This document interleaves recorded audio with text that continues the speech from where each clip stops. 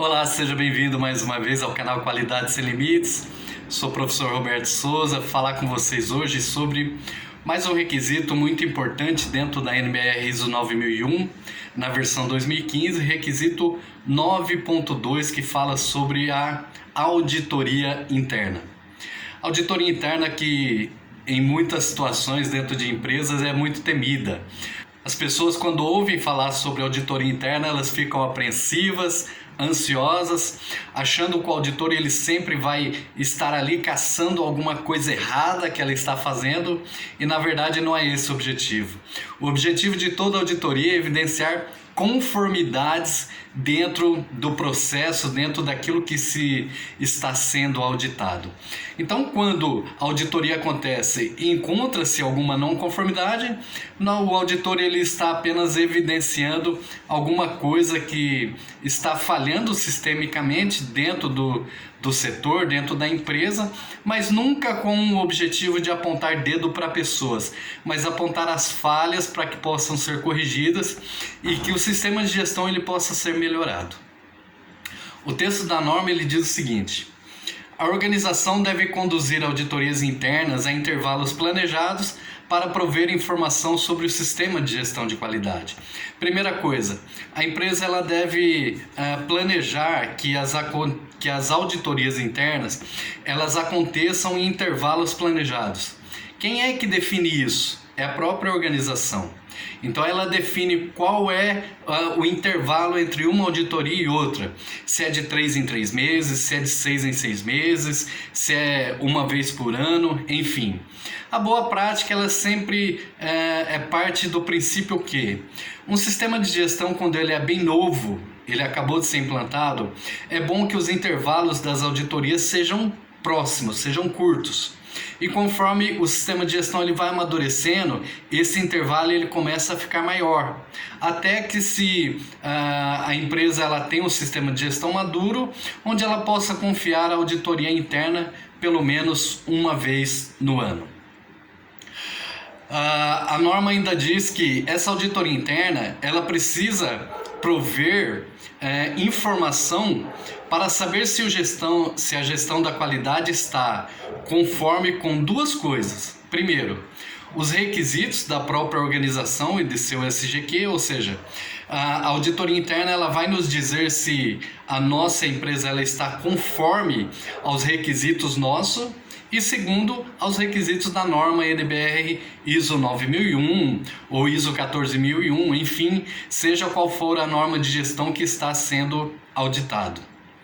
Depois a norma continua dizendo o seguinte: a organização ela deve, e aí nós temos aí 6 situações. Primeiro, planejar, estabelecer, implementar e manter um programa de auditoria, incluindo a frequência, métodos, responsabilidades, requisitos para planejar e para relatar o que deve levar em consideração. Então veja, primeiro, a empresa ela deve planejar, fazer um planejamento, estabelecer, ou seja, colocar em prática esse planejamento, implementar e manter um programa de auditoria. O que é o programa de auditoria? É justamente um local onde estarão reunidos todas as informações, como frequência, ou seja, de quanto em quanto tempo vai acontecer a auditoria, os métodos, qual será o método de auditoria, se é por amostragem, por entrevistas, enfim. As responsabilidades, quem são responsáveis para responder aos determinados requisitos das auditorias e relatar aquilo que é importante, né? Aquilo que de uma forma geral é importante dentro da auditoria. Relatar, nós já lembramos de relatório, ou seja, de registrar tudo isso. Segundo, a organização ela deve definir os critérios da auditoria e o escopo para cada auditoria. Então, primeiro, ela deve definir os critérios, ou seja, quais são os requisitos que nós iremos auditar? O critério é justamente a norma, ou seja, se nós estamos fazendo uma auditoria interna da ISO 9001, o critério vai ser os requisitos da norma ISO 9001. Se a auditoria for sobre a ISO 14001, os critérios serão os requisitos da norma ISO 14001 e assim sucessivamente. Então, quando nós definimos os critérios, nós estamos levando em consideração os requisitos da norma ao qual nós implantamos e agora nós faremos uma verificação se nós estamos atendendo a esses requisitos. Então esses são os critérios e fala também sobre o escopo da auditoria. O escopo é justamente qual será a abrangência dessa auditoria. O escopo nós devemos sempre prestar atenção. Os departamentos que estão envolvidos, onde a certificação está abrangendo. Nós voltamos lá onde nós definimos o escopo do sistema de gestão de qualidade. Então, digamos assim, se eu tenho uma empresa que fabrica tijolos e telhas e o meu escopo do sistema de gestão é apenas para tijolos, então na minha auditoria, o escopo eu vou auditar somente a produção de tijolos. Não vou auditar a produção de telhas, porque o escopo, a abrangência da minha auditoria está apenas certificando um determinado produto. Então esse escopo ele precisa ser definido também. Terceiro, a organização deve selecionar os auditores e conduzir as auditorias para assegurar objetividade e imparcialidade do processo de auditoria. Então aqui nesse terceiro ponto, a empresa ela precisa selecionar alguns auditores internos. Como que ela faz isso? Ela pega algumas pessoas de dentro da empresa e dá uma formação, manda fazer um curso de auditoria interna para que eles sejam formados para poderem auditar dentro da empresa. A partir do momento que esses auditores eles são formados, fizeram um curso, estão certificados para auditar, essa auditoria, esses auditores eles vão ser planejados de forma a manter a imparcialidade, ou seja, eu que sou um funcionário da qualidade, eu não posso auditar os requisitos da norma relativos à qualidade. Então sempre a imparcialidade. Um de qualidade audita compras audita processo produtivo pode auditar expedição pode auditar RH, assim mantendo a imparcialidade para que o auditor ele não audite o seu próprio processo. E você já sabe por quê. Se você colocar um auditor para que ele faça auditoria no seu próprio processo, ele não vai conseguir evidenciar, ele não vai conseguir enxergar nada de melhoria no seu próprio processo. Ah, mas e se a minha empresa for muito pequena e eu não tiver essas pessoas para mandar fazer o curso de auditoria interna? Então eu posso contratar uma empresa, um auditor externo que ele venha e faça a auditoria interna em todos os processos. Dessa forma também atende ao requisito da norma e está mantida a imparcialidade. Quarto, a organização deve assegurar que os resultados das auditorias sejam relatados para a gerência pertinente. Isso é óbvio.